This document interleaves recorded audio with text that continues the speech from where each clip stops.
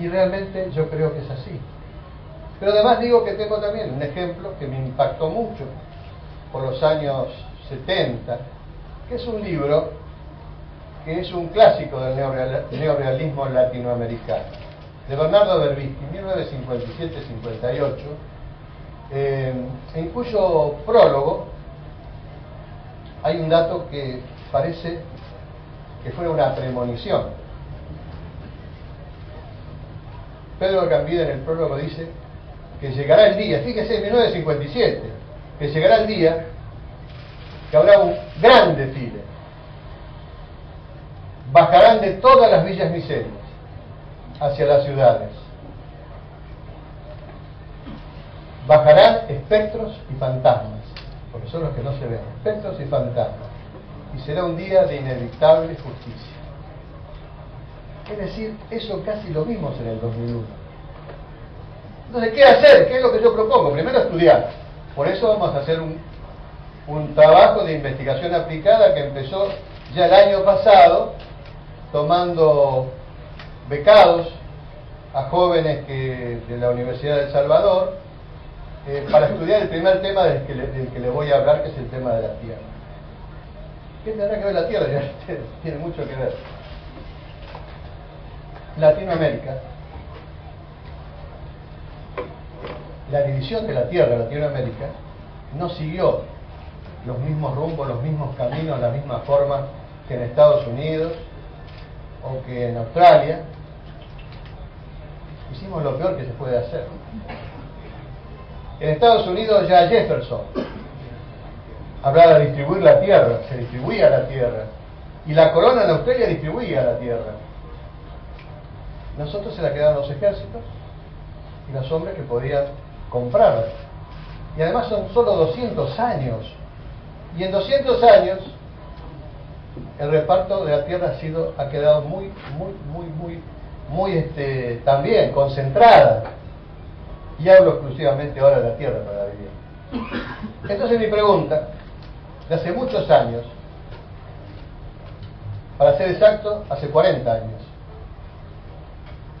es qué razón hay, si es que hay alguna razón, para que un país como el nuestro, noveno país en superficie de la Tierra, somos el noveno país. La India, con solo 400.000 kilómetros más, vive 1.000 millones de personas. Y nosotros 40 millones, y la gente tiene que robar un pedazo de tierra para construir un proyecto de vida. Y esto se repite en toda Sudamérica, es un disparate absoluto. Es que queremos que haya villas, asentamientos, cantegriles como en Uruguay, favelas como en Brasil, pueblos jóvenes como Colombia, pueblos fuertes como en Venezuela, y todo habla del mismo fenómeno. Habla que los códigos civiles, en su forma de transmitir el dominio, no le alcanza a los pobres. Entonces, como antes dije, ante un problema de esta magnitud no sirven las aspirinas. El sudamericano, yo no quiero hablar de Latinoamérica porque lo que conozco más es Sudamérica, pero será lo mismo para todos los latinoamericanos. El sudamericano, por el solo hecho de ser sudamericano, tiene que tener un pedazo de tierra donde construir un proyecto de vida. Y en esta idea estoy seguro que si uno lo explica están de acuerdo todo el arco político. Primero, porque es razonable, de sentido común, que la ciudadanía se le acople la propiedad, una ciudadanía económica. Es natural, es lógico. Unos amigos muy liberales le decían, ¿no te parece que hay que constituir una sociedad capitalista de amplísima base, donde todos sean propietarios, donde tengan algo que perder? Claro que es así. Entonces, ¿es fácil esto? No, no es fácil. Yo lo he probado en mi provincia. En el año 73 ya, sí, 73, el Diario de la Nación me ha puesto el intendente de las tierras. Algunos años antes, cuando me estaba recibiendo de escribano, tuve la osadía de inventar un derecho que llamé de arraigo, un derecho compuesto. Lote de terreno, una escuela y un trabajo. Siempre esta idea de arraigo está vinculada con la educación y con el trabajo. Y machaqué, y machaqué, y machaqué. Quiero hacer un homenaje, aunque al padre Miguel Bianchi, fallecido hace muy poco tiempo, un mes, estaba yo, me enteré después. El padre Miguel Bianchi, un curita de Lomas de Zamora, que cuando todavía nos veábamos con Chiche, íbamos a las iglesias y anotábamos a la gente que había comprado las posesiones de las tierras y lo estaban echando. Hicimos los primeros piquetes con ese cura. No permitíamos que cuando venían los rematadores pudieran rematar. Nos movilizamos todos. Era la injusticia absoluta. Habían pagado por su tierra, le habían vendido, lo habían engañado con una posesión y un buen día los echaban. Y de ese tiempo empecé con este tema de la tierra. Después fui a la provincia, modificamos las normas y en todos los pueblos de hasta 100.000 habitantes, que son el 90% de los pueblos, establecimos el derecho a la tierra para la vivienda. Había que hacer un censo en cada municipio y el que no tenía tierra había que dársela. Y que no me vinieran a mí con el cuento de que no hay tierras fiscales. Si no hay tierra fiscal hay que comprarla por hectárea, dividirla y entregársela a la gente. Inclusive en la última etapa establecimos que una pareja que se quería casar iba al registro civil y anunciaba 90 días antes de su casamiento y firmaba también un formulario en que decían que no tenían vivienda ni tierra. Entonces el día del casamiento se le entregaban dos cosas: la libreta de casamiento y el lote de terreno que le regalaba el Estado el día de su casamiento. Fíjense, todos los que trabajamos con el tema de la tierra, votamos una ley inconstitucional, y yo decía cuando la llevamos a la Cámara, sí sabemos que es inconstitucional. Se popularizó con el nombre de ley Tierney porque era el que la llevaba adelante de la Cámara de Diputados de la Nación.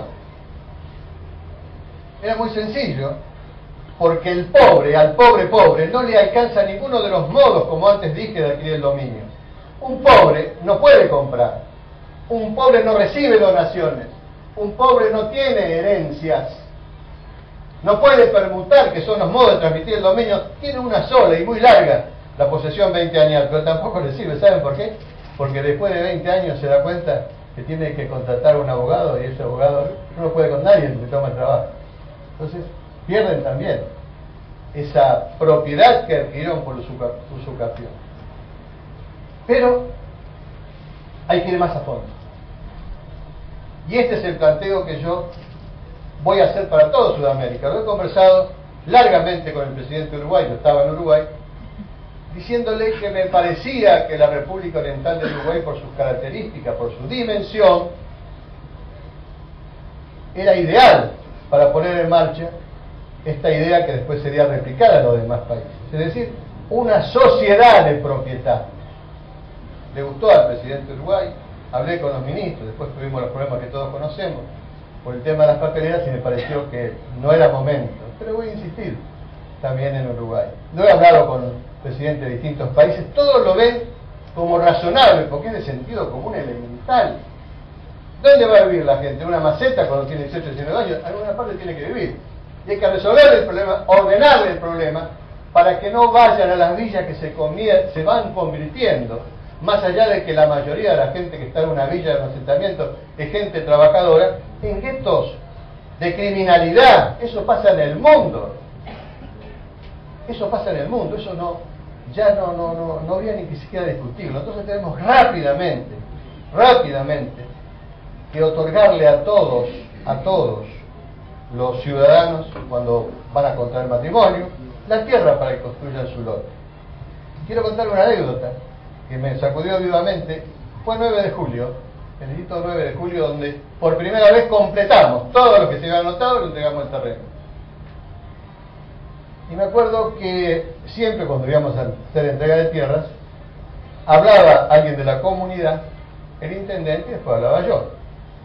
Cuando vi al señor que estaba al lado del intendente, que iba a hablar,